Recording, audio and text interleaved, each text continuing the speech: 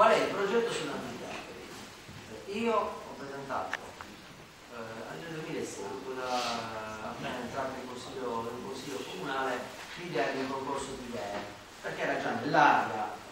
l'ipotesi di smantellamento delle tribune in allora,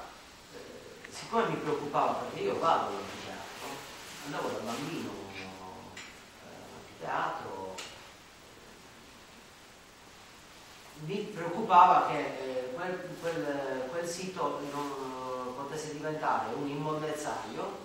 come sito archeologico e non più luogo di spettacolo, cioè alla fine nessun utilizzo, cioè in stato di abbandono e di degrado. Allora, siccome questo mi preoccupa, prima di smontare io direi che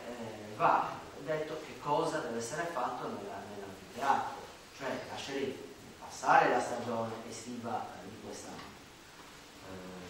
A settembre, ottobre, già con il progetto che abbia in mano iniziare i lavori che dovrebbero prevedere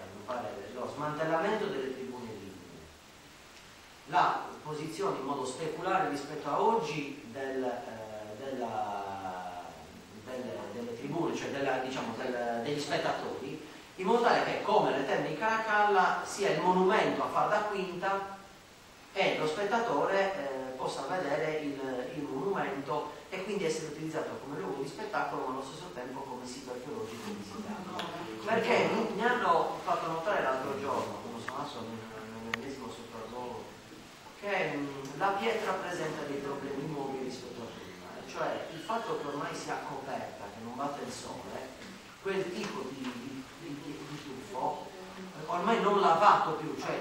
i sali che poi la pioggia porta non lava più la pietra è in perenne stato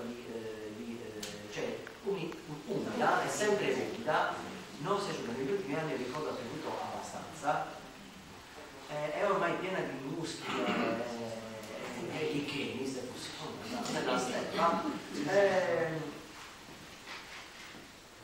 e quindi c'è un problema perché si stanno creando delle fessure nella pietra e quindi il rischio anche che ci possa essere un danno ulteriore. Però